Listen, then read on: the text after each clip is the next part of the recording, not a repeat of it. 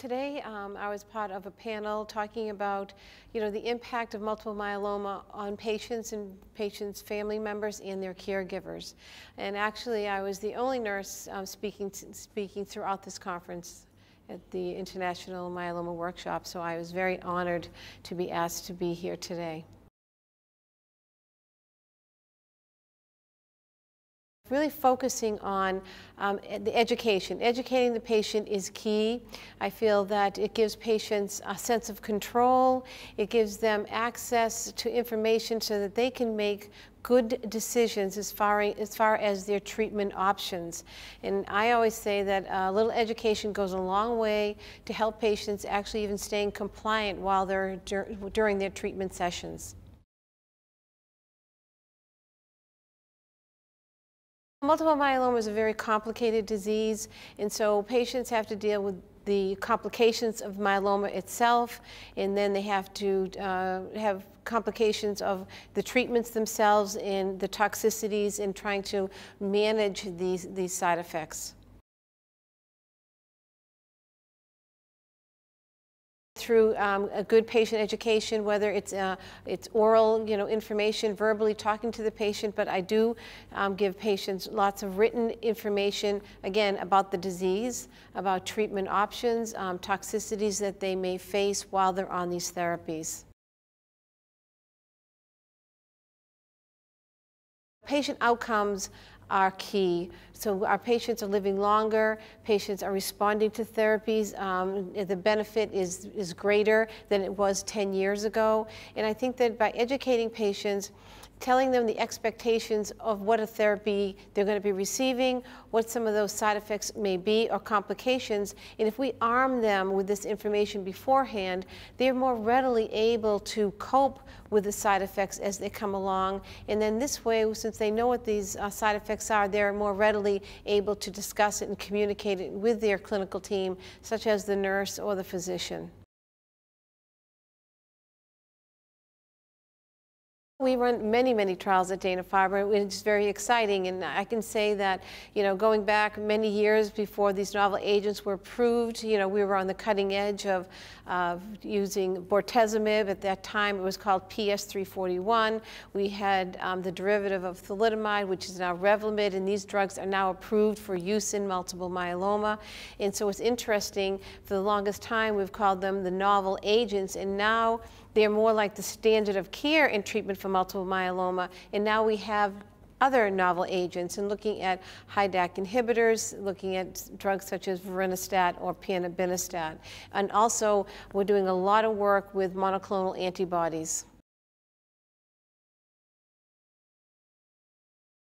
With the patients, especially if patients are going on to a clinical trial, I feel it's very important for them to really understand the process of a clinical trial. So generally what I do is, if we feel that a clinical trial is going to benefit that patient, I will hand them the consent form, a generic form, doesn't have anything official on it, so that they can take that home and read information about the clinical trial. They can be at home and read about it in a very relaxed atmosphere where they can absorb the information more readily, and then actually share that information with their family. So when they come back to clinic to talk to us about a treatment option or a clinical trial, they are armed with the information, and they're armed with the questions that they really want answered about what the treatment process is. And I feel that that's very important. Education is very important for the myeloma patient, because an educated patient is a compliant patient, and they end up going to be doing better.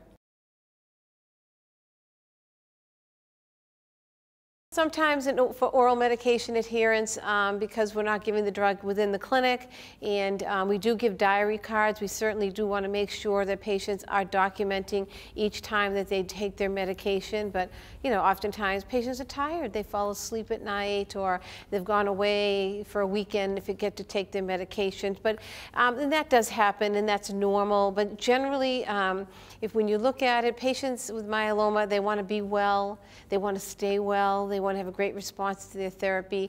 They also want to please their clinical team back at the hospital. And so generally, most patients are compliant with therapy. I think that today patients are fortunate. The overall survival has increased exponentially. There's hope for our myeloma patients because we have an armament of other agents coming down the pike that we can actually now combine with our older novel agents. And so for patients with myeloma, there's hope out there that we do have lots of different therapies, and we have new emerging therapies that looks like has great data for patients that may have failed other therapies along the way. And also what's very important for myeloma patients to know is that there are a lot of supportive therapies out there for them. You know, patients get bisphosphonate therapies to really strengthen their bones, really to go against their disease. And so we have those supportive measures. We can certainly give patients blood transfusions if they need them. We can also help them with their white cells. If they're low, we can give them growth factors. And I think it's really important for patients to understand that, you know, if their counts are low or if they have to have a change in their dosing or their scheduling, that patients don't look at this as a negative. It's just that I always tell my patients there's nothing wrong with the dose reduction. There's nothing wrong with changing your schedule. We are trying to get the right dose for you because we still want you to have benefit, but you still have to have a good quality of life and be able to go on with working or taking care of children, and then also taking care of yourself with your therapy. And I think that's an important message, that with patients living longer, we really have to look at patients and talk about the whole patient, their lifestyle and health maintenance, that they can't just focus on the oncologist or their disease. They need to still see their primary care physician. They need to still have good dental health, etc. So they need to see their other physicians. And I think that's really an important message. They're living longer, so they have to kind of encompass and go back to trying to promote a healthy lifestyle for themselves and through nutrition and exercise.